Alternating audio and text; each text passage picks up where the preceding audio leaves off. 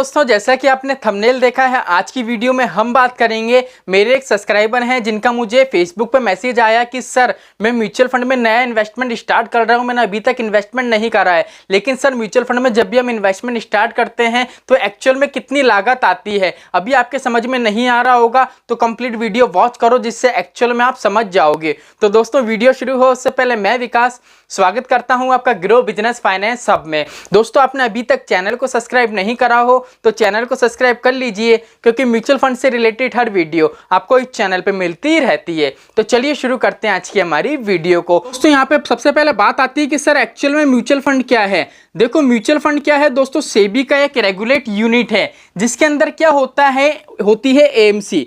AMC के बारे में आप सभी को पता है। अभी ये एएमसी क्या करती है, एएमसी जितने भी इन्वेस्टर होते हैं, जैसे मान लीजिए कोई इन्वेस्टर 100 रुपए इन्वेस्ट कर रहा है, कोई 500 कर रहा है, कोई 1000 कर रहा है, कोई 50,000 कर रहा है, ठीक है। तो एएमसी क्या करती है, जितने भी इन्वेस्टर का पैसा है जो छोटे छोटे रूप में आता है, उन सभी को इकट्ठा करके एक बड़ी रकम इकट्ठी कर लेती है, ठीक है। जैसे मान लीजिए किसी ने 100 लगाया, किसी ने 500 लगाया, किसी ने 1000 लगाया, किसी ने 50,000 लगाया, तो सभी का पैसा क्या करेगी, वो इकट्ठा करेगी और इकट्ठा करने के बाद क्या करेगी, एक जगह इन्वेस्टमेंट कर देगी। या तो इक्विटी में इन्वेस्टमेंट करेगी या डेब्ट में इन्वेस्टमेंट कर देगी, जिससे क्या होगा, हमें यूनिट्स अलॉट होंगे।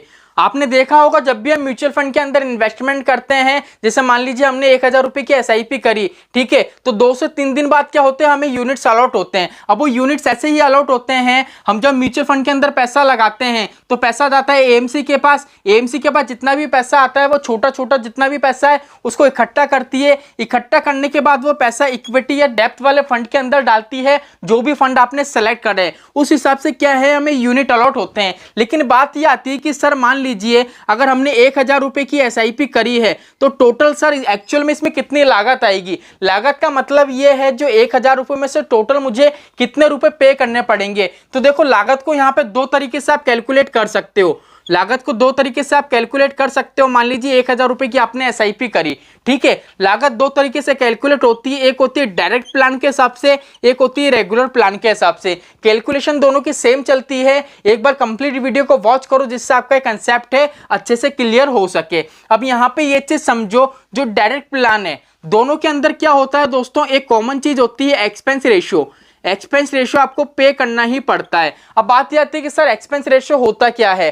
देखो, क्या होता है, म्यूचुअल फंड के अंदर जब भी हम इन्वेस्टमेंट करते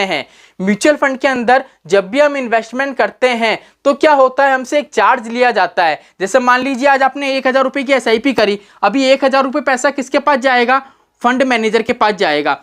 फंड मैनेजर क्या करेगा, इन पैसों को छोटे छोटे टुकड़े करेगा।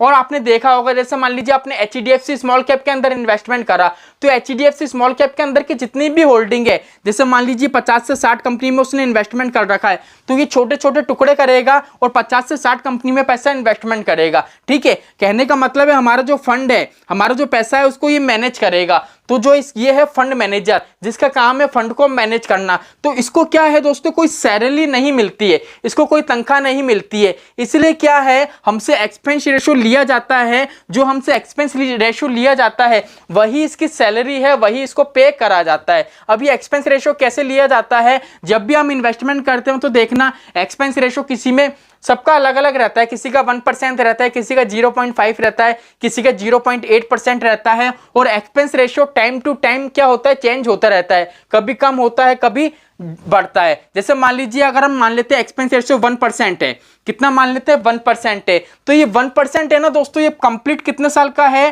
365 डेज का, 1 ईयर का है। कहने का मतलब है, जैसे मान लीजिए म्यूचुअल फंड में आप 5 साल के लिए इन्वेस्टमेंट करना चाहते हो, ठीक है, तो ये 1% जो आपसे लिया जाएगा ना, ये कितने टाइम के लिए लिया जाएगा, जो ये 1% है 365 मतलब 1 साल का है। अगर आप 5 साल के लिए इन्वेस्टमेंट कर रहे हो तो टोटल कितना आपको पे करना पड़ेगा, 5%। अभी आपको पे नहीं करना पड़ेगा, रेगुलर बेस पर आपको जितना भी रिटर्न मिलेगा उसमें से ये जो हमारा एक्सपेंस रेशियो है जो काट लिया जाता है, उसके बाद ही हमको रिटर्न शो करा जाता है। अब बात आती है कि सर जो एक्सपेंस रेशियो है वो कैसे लिया जाता है। देखो ये किस वैल्यू पे लगता है, हमारी एनएवी वैल्यू पे लगता है। रेगुलर बेस पे आप देखोगे मार्केट की एनएवी कभी कम होती है, कभी एनएवी बढ़ती है। तो जो भी मार्केट की एनएवी रहती है उसमें से पहले एक्सपेंस रेशियो कट कर लिया जाता है, उसके बाद ही हमें रिटर्न शो करा जाता है।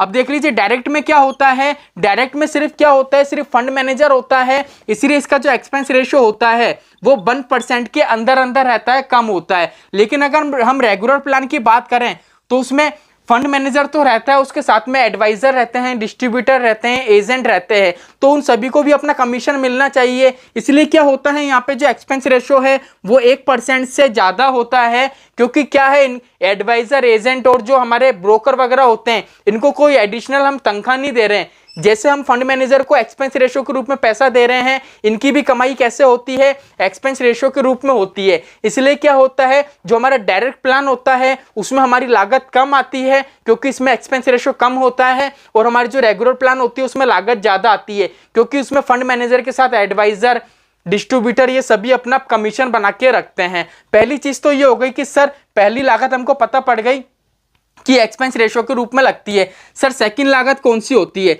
देखो सेकंड लागत क्या होती है, जब भी हम म्यूचुअल फंड के अंदर पैसा इन्वेस्टमेंट करते हैं, किसी भी फंड को खरीदते हैं, तो उस समय हमको क्या पे करना पड़ता है, तो स्टैंप ड्यूटी। स्टैंप ड्यूटी कितनी ली जाती है? 0.005%।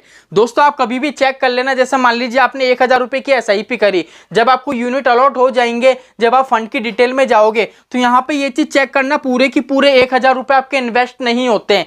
1000 रुपए में से क्या होगा, 0.005% निकलेगा, वो पैसा लेस होगा, उसी के बाद जितना पैसा बचेगा वो आपका इन्वेस्ट होगा। क्यों होगा? क्योंकि ये गवर्नमेंट की फीस है जो सभी इन्वेस्टर को पे करने पड़ती है। तो दोस्तों म्यूचुअल फंड के अंदर जब भी हम इन्वेस्टमेंट करते हैं तो दो लागत आपकी लगती है, एक एक्सपेंस रेशियो के रूप में लगती है, दूसरी लगती है आपका स्टैंप ड्यूटी के रूप में। लेकिन जब हम म्यूचुअल फंड से विड्रॉ लेते हैं तो दो चीजें और लगती हैं। देखो म्यूचुअल फंड में एंट्री करोगे तो दो लागत लगेगी, लेकिन म्यूचुअल फंड से जब आप म्यूचुअल फंड को क्लोज करोगे तो उस टाइम भी आपके दो चार्ज लगते हैं।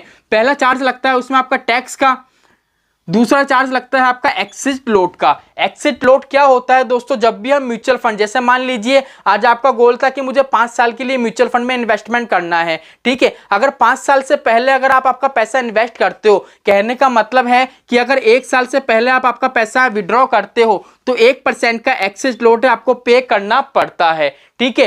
फंड की जो डिटेल है उसमें कंपलसरी लिखा रहता है कि 365 डेज से पहले अगर आप आपका पैसा विड्रॉ करते हो तो आप यहाँ पे आपको 1% का चार्ज पे करना पड़ेगा। दूसरी चीज ये है, जैसे मान लीजिए टैक्स, दोस्तों इसके ऊपर मैंने कंप्लीट वीडियो बना रखी है, लेकिन शॉर्ट में मैं आपको बता देता हूं जिससे आपको एक ही वीडियो में सारी चीजें प्रोवाइड हो सके। टैक्स दोस्तों दो प्रकार से लिया जाता है, एक लिया जाता है short time capital gain. Short time capital gain जो लगता है वो लगता है 15% का, एंड जो होता है लॉन्ग टर्म कैपिटल गेन वो लगता है आपका 10% का। यहाँ पे मैंने कंप्लीट आपको बता दिया है। लेकिन म्यूचुअल फंड के अंदर क्या होता है, जो 1 लाख रुपए का टैक्स होता है वो फ्री रहता है। जैसे मान लीजिए आज आपने 5 लाख रुपए इन्वेस्टमेंट करे, 5 लाख के ऊपर 2 लाख का आपको रिटर्न मिला, तो 2 लाख में से क्या होगा, जो 1 लाख होगा ना उस पर कोई टैक्स नहीं लगेगा। अब टैक्स किस पे लगेगा, 1 लाख वैल्यू पे लगेगा।